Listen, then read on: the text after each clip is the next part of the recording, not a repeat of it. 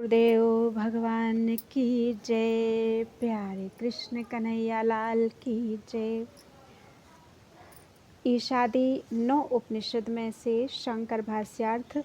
आज चौथा उपनिषद चल रहा है, प्रश्नोपनिषद, और आज है तृतीय प्रश्न और उसका उत्तर होगा अंत में। कौशल्य का प्रश्न, प्राण के उत्पत्ति, स्थिति और लय आदि किस प्रकार होते हैं, ये है आज का तीसरा प्रश्न।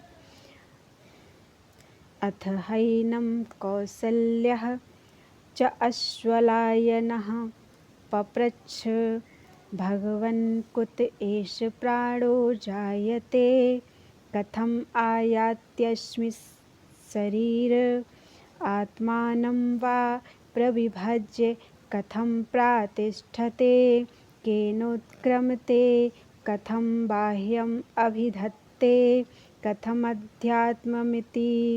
तदनंतर उन पिप्पलाद मुनि से अश्वल के पुत्र कौशल्य ने पूछा, भगवन, यह प्राण कहाँ से उत्पन्न होता है, किस प्रकार इस शरीर में आता है तथा अपना विभाग करके किस प्रकार स्थित होता है, फिर किस कारण शरीर से उत्क्रमण करता है और किस तरह बाह्य एवं आभ्यंतर शरीर को धारण करता है।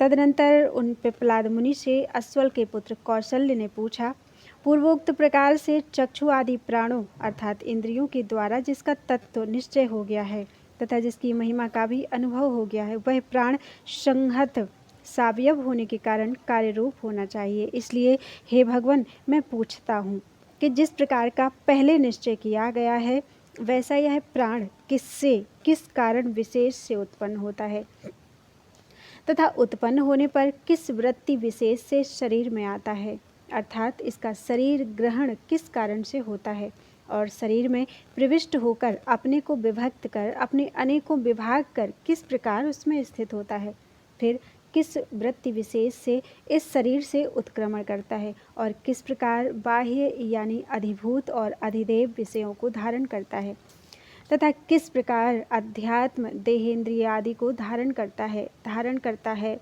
यह वाक्य शेष है। धारण करता है, यह वाक्य शेष है।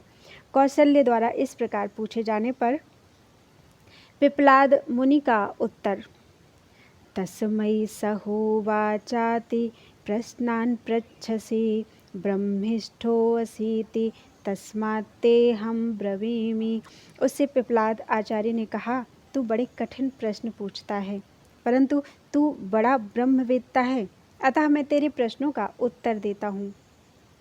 उससे उस आचार्य ने कहा, प्रथम तो प्राण ही दुर्विज्ञ होने के कारण विषम प्रश्न का विषय है, तिस पर भी तू तो उसके भी जन्मादि पूछता है, अतः तू बड़े ही कड़े प्रश्न पूछ रहा है, परंतु तू ब्रह्मिष्ठ अत्यंत ब्रह्मवेत्ता है, अतः मैं तुझसे प्रसन्न हूँ। सो तूने जो कुछ पूछा है वह तुझसे कहता हूँ, सुन। प्राण की उत्पत्ति। आत्मन एष प्राणो जायते यथैषा पुरुषे छायैतस्मिन्नेतद् आततं मनोकृते नायात्य अस्मिन् शरीरे। यह प्राण आत्मा से उत्पन्न होता है। जिस प्रकार मनुष्य शरीर से यह छाया उत्पन्न होती है, उसी प्रकार इस आत्मा में प्राण व्याप्त है तथा यह मनोकृत संकल्पादि से शरीर में आ जाता है। यह उपर्युक्त प्राण आत्मा परम पुरुष अक्षर यानी सत्य से उत्पन्न होता है। किस प्रकार उत्पन्न होता है, इसमें यह दृष्टांत देते हैं, जिस प्रकार लोक में सिर तथा हाथ पांव वाले पुरुष रूप निमित्त के रहते हुए ही उससे होने वाली छाया उत्पन्न होती है, उसी प्रकार इस ब्रह्म यानी सत्य पुरुष में यह छाया स्थानीय मिथ्या तत्व व्याप्त अर्थात समर्पित है। देह में छाया के समान यह मन के कार्य से यानी मन के संकल्प और इच्छादि से होने वाले कर्म से इस शरीर में आता है, जैसा कि आगे पुण्य से पुण्य लोक को ले जाता है आदि श्रुति से कहेंगे। और यही बात कर्म फल में आसक्त हुआ पुरुष अपने कर्म के सहित उसी को प्राप्त होता है इस अन्य श्रुति से भी कही गई है। प्राण का इंद्रियाधिष्ठातृत्व यथा सम्राडेवाधिकृतान्विनियुक्ते, फिर से पढ़ते हैं, यथा सम्राडेवाधिकृतान्विनियुक्ते एतान् ग्रामान्नेतान् ग्रामानधिष्ठस्वेत्येवमेवैष प्राण इतरान् प्राणान् पृथक् पृथगेव सन्निधत्ते। जिस प्रकार सम्राट ही तुम इन ग्रामों में रहो इस प्रकार अधिकारियों को नियुक्त करता है, उसी प्रकार यह मुख्य प्राण ही अन्य प्राणों अर्थात इंद्रियों को अलग अलग नियुक्त करता है। जिस प्रकार लोक में राजा ही ग्रामादि में अधिकारियों को नियुक्त करता है, किस प्रकार नियुक्त करता है कि तुम इन ग्रामों में निवास करो, अधिष्ठान करो। इस प्रकार जैसे यह दृष्टांत है वैसे ही यह मुख्य प्राण भी अपने भेद स्वरूप चक्षु आदि अन्य प्राणों को अलग अलग उनके स्थानों के अनुसार स्थापित करता है, यानी नियुक्त करता है। पंच प्राणों की स्थिति, उनका विभाग इस प्रकार है। पायुपस्थे पानम अपानम, पायुपस्थे अपानम चक्षुः श्रोत्रे मुखनासिकाभ्यां प्राणः स्वयं प्रातिष्ठते मध्ये तु समानः एष ह्येतद्भुतम् अन्नं समं नयति तस्मादेताः सप्तार्चिसो भवन्ति। वह प्राण पायु और उपस्थ में अपान को नियुक्त करता है और मुख तथा नासिका से निकलता हुआ नेत्र एवं श्रोत्र में स्वयं स्थित होता है तथा मध्य में समान रहता है। यह समान वायु ही खाए हुए अन्न को संभाव से शरीर में सर्वत्र ले जाता है। उस प्राणाग्नि से ही दो नेत्र, दो कर्ण, दो नासारंध्र और एक रसना, ये 7 ज्वालाएं उत्पन्न होती है।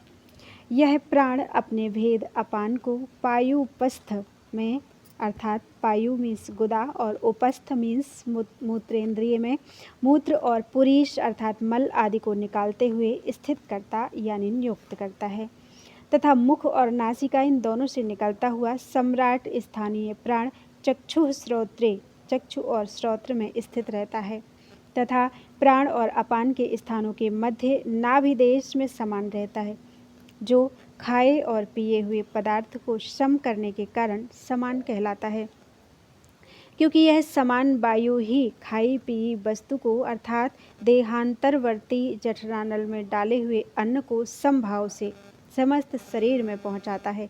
इसलिए खान पान रूप ईंधन से हृदय देश में प्राप्त हुए इस जठराग्नि से ये शिरोदेशवर्तिनी 7 अर्चियाँ दीप्तियाँ निकलती हैं। तात्पर्य यह है कि रूपादि विषयों के दर्शन श्रवण आदि रूप प्रकाश प्राण से ही निष्पन्न हुए हैं।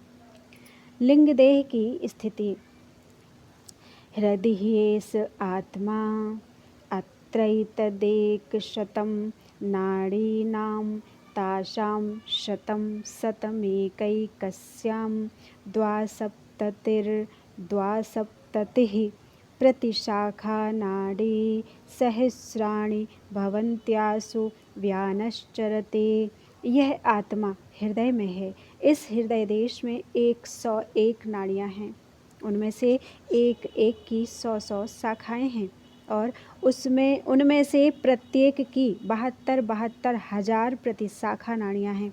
इन सब में व्यान संचार करता है। यह आत्मा सहित लिंग देह अर्थात जीवात्मा हृदय में यानी कमल के से आकार वाले मांसपिंड से परिच्छिन्न हृदयाकाश में रहता है। इस हृदय देश में ये 100 यानी एक ऊपर 101 प्रधान नाड़ियाँ हैं। उनमें से प्रत्येक प्रधान नाड़ी के 100 भेद हैं और प्रधान नाड़ी के उन 100 भेदों में से प्रत्येक में 72 सहस्र अर्थात 2 ऊपर 70 सहस्र प्रतिशाखा नाड़ियाँ हैं। इस प्रकार प्रधान नाड़ियों में से प्रत्येक 100 नाड़ियों में हजारों नाड़ियाँ हैं। इन सब नाड़ियों में व्यान वायु संचार करता है। व्यापक होने के कारण उसे व्यान कहते हैं। जिस प्रकार सूर्य से किरणें निकलती हैं, उसी प्रकार हृदय से निकलकर सब ओर फैली हुई नाड़ियों द्वारा व्यान संपूर्ण देह को व्याप्त करके स्थित है। संधि स्थान एकंध देश और मर्म स्थलों में तथा विशेषतया प्राण और अपान वायु की वृत्तियों के मध्य में इस व्यान वायु की अभिव्यक्ति होती है और यही पराक्रम युक्त कर्मों का करने वाला है। प्राणोत्क्रमण का प्रकार। अथैकयोर्ध्व उदानः पुण्येन पुण्यं लोकं नयति पापेन पापम उभाभ्यामेव मनुष्यलोकम। तथा इन सब नाड़ियों में से सुषुम्ना नाम की एक नाड़ी द्वारा ऊपर की ओर गमन करने वाला उदान वायु जीव को पुण्य कर्म के द्वारा पुण्य लोक को और पाप कर्म के द्वारा पापमय लोक को ले जाता है तथा पुण्य पाप दोनों प्रकार के मिश्रित कर्मों द्वारा उसे मनुष्य लोक को प्राप्त कराता है। तथा उन 101 नाड़ियों में से जो सुषुम्ना नामनी एक ऊर्ध्वगामिनी नाड़ी है, उस एक के द्वारा ही ऊपर की ओर जाने वाला तथा चरण से मस्तक पर्यंत संचार करने वाला उदान वायु जीवात्मा को पुण्य कर्म यानी शास्त्रोक्त कर्म से देवादि स्थान रूप पुण्य लोक को प्राप्त करा देता है तथा उससे विपरीत पाप कर्म द्वारा पापलोक यानी तिर्यक योनि आदि नरक को ले जाता है और समान रूप से प्रधान हुए पुण्य पाप रूप दोनों प्रकार के कर्मों द्वारा वह उसे मनुष्य लोक को प्राप्त कराता है। यहाँ नयति इस क्रिया की सर्वत्र अनुवृत्ति होती है। बाह्य प्राणादि का निरूपण। आदित्यो हवै बाह्यः प्राण उदयत्येस ह्येनं चाक्षुषं प्राणम अनुग्रहणानः पृथिव्यां या देवता सैषा पुरुषस्यापानम् अवष्टभ्यन्तरा यदाकाशः स समानो वायुर्व्यानः। निश्चय आदित्य ही बाह्य प्राण है। यह इस चाक्षुष अर्थात नेत्रेंद्रिय स्थित प्राण पर अनुग्रह करता हुआ उदित होता है। पृथ्वी में जो देवता है वह पुरुष के अपान वायु को आकर्षण किए हुए है। इन दोनों के मध्य में जो आकाश है वह समान है और वायु ही व्यान है। यह प्रसिद्ध आदित्य ही अधिदैवत बाह्य प्राण है। वही यह उदित होता है, ऊपर की ओर जाता है और यही इस आध्यात्मिक चाक्षुष नेत्र स्थित प्राण को चक्षु में जो हो उसे चाक्षुष कहते हैं। प्रकाश से अनुग्रहित करता हुआ अर्थात रूप की उपलब्धि में नेत्र को प्रकाश देता हुआ उदित होता है तथा पृथ्वी में जो उसका प्रसिद्ध अभिमानी देवता है वह पुरुष के अपान अर्थात अपान वृत्ति का अवष्टंभ आकर्षण करके यानी उसे अपने अधीन कर स्थित रहता है। तात्पर्य यह है कि नीचे की ओर आकर्षण द्वारा उस पर अनुग्रह करता हुआ स्थित रहता है, नहीं तो शरीर अपने भारीपन के कारण गिर जाता अथवा अवकाश मिलने के कारण उड़ जाता। इन ध्युलोक और पृथ्वी के अंतरा मध्य में जो आकाश है उसमें रहने वाला वायु भी लक्षणावृत्ति से मंच कहे जाने वाले मंचस्थ व्यक्तियों के समान आकाश कहलाता है। वही समान है अर्थात समान वायु को अनुग्रहित करता हुआ स्थित है, क्योंकि मध्य आकाश में स्थित होना यह समान वायु के लिए भी बाह्य वायु की तरह साधारण है। और व्याख्या है इसकी। समान वायु शरीरांतर्वर्ती आकाश के मध्य में रहता है और बाह्य वायु ध्युलोक एवं पृथ्वी के मध्यवर्ती आकाश के बीच रहता है। इस प्रकार मध्य आकाश में स्थित होना यह दोनों के लिए एक सी बात है तथा जो साधारणतया जो बाह्य वायु है वह व्यापकत्व में शरीर के भीतर व्याप्त हुए व्यान वायु से समानता होने के कारण व्यान है अर्थात व्यान पर अनुग्रह करता हुआ वर्तमान है। तेजो हवा उदानस्तः तस्मादुपशांत तेजाः पुनर्भवम् इंद्रियैर्मनसि संपद्यमानैः लोक प्रसिद्ध आदित्य रूप तेज ही उदान है, अतः जिसका तेज शारीरिक ऊष्मा शांत हो जाता है वह मन में लीन हुई इंद्रियों के सहित पुनर्जन्म को अथवा पुनर्जन्म के हेतुभूत मृत्यु को प्राप्त हो जाता है। जो आदित्य संज्ञक प्रसिद्ध बाह्य सामान्य तेज है वही शरीर में उदान है। तात्पर्य यह है कि वही अपने प्रकाश से उदान वायु को अनुग्रहित करता है, क्योंकि उत्क्रमण करने वाला उदान वायु तेजः स्वरूप है। बाह्य तेज से अनुग्रहित होने वाला इसलिए जिस समय लौकिक पुरुष उपशांत तेजा होता है, अर्थात जिसका स्वाभाविक तेज शांत हो गया है, ऐसा होता है, उस समय उसे क्षीणायु मरणासन्न समझना चाहिए। वह पुनर्भव यानी देहांतर को प्राप्त होता है। किस प्रकार प्राप्त होता है इस पर कहते हैं, मन में लीन प्रविष्ट होती हुई वागादि इंद्रियों के सहित वह देहांतर को प्राप्त होता है। मरणकालिक संकल्प का फल। मरण काल में यच्चित्तस्ते नैष प्राणामायाति प्राणस्तेजसा युक्तः सहात्मना यथा संकल्पितं लोकम नयति। इसका जैसा चित्त संकल्प होता है उसके सहित यह प्राण को प्राप्त होता है तथा प्राण तेज से उदान वृत्ति से संयुक्त होकर उस भोक्ता को आत्मा के सहित संकल्प किए हुए लोक को ले जाता है। इसका जैसा चित्त होता है उस चित्त संकल्प के सहित ही यह जीव इंद्रियों के सहित प्राण अर्थात मुख्य प्राण वृत्ति को प्राप्त होता है। तात्पर्य यह है कि मरण काल में यह प्रक्षीण इंद्रिय वृत्ति वाला होकर मुख्य प्राण वृत्ति से ही स्थित होता है। उसी समय जाति वाले कहा करते हैं कि अभी श्वास लेता है, अभी जीवित है इत्यादि।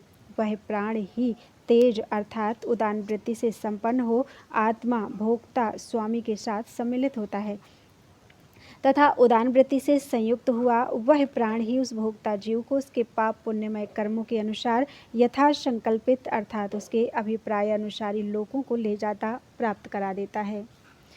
य एवं विद्वान् प्राणं वेद नहास्य प्रजा हीयते अमृतो भवति तदेश श्लोकः। जो विद्वान प्राण को इस प्रकार जानता है उसकी प्रजा नष्ट नहीं होती, वह अमर हो जाता है। इस विषय में यह श्लोक है। जो कोई विद्वान पुरुष इस प्रकार उपर्युक्त विशेषणों से विशिष्ट प्राण को उसके उत्पत्ति आदि के सहित जानता है उसके लिए यह लौकिक और पारलौकिक फल बतलाया जाता है। इस विद्वान की पुत्र पौत्रादि रूप प्रजाहीन उच्छिष्ट अर्थात नष्ट नहीं होती तथा शरीर के पतित होने पर प्राण सायुज्य को प्राप्त हो जाने के कारण वह अमृत अमरण धर्मा हो जाता है। इस विषय में संक्षेप से बतलाने वाला यह श्लोक यानी मंत्र है। उत्पत्तिमायतिम स्थानं विभुत्वं चैव पंचधा अध्यात्मं चैव प्राणस्य विज्ञायामृतमश्नुते विज्ञायामृतमश्नुत इति। प्राण की उत्पत्ति, आगमन, स्थान, व्यापकता एवं बाह्य और आध्यात्मिक भेद से 5 प्रकार की स्थिति जानकर मनुष्य अमृत प्राप्त कर लेता है। प्राण की परमात्मा से उत्पत्ति, आयति मन के संकल्प से इस प्रकार इस शरीर में आगमन, स्थान, पायु, उपस्थादि में स्थित होना, विभुत्व सम्राट के समान प्रभुत्व यानी प्राण के वृत्ति भेद को 5 प्रकार से स्थापित करना तथा आदित्यादि रूप से बाह्य और चक्षु आदि रूप से आंतरिक स्थिति, इस प्रकार प्राण को जानकर मनुष्य अमृत प्राप्त कर लेता है। यहाँ विज्ञायामृतमश्नुते पद की द्विरूक्ति प्रश्नार्थ की समाप्ति सूचित करने के लिए है। इति श्रीमद् परमहंस परिव्राजकाचार्य श्रीमद् गोविंद भगवत पूज्य पाद शिष्य श्रीमद् शंकर भगवतः कृतौ प्रश्नोपनिषदये तृतीयः प्रश्नः। बोलो वृंदावन बिहारी लाल की जय। त्वदीयं वस्तु गोविंदं तुभ्यमेव समर्पितम्।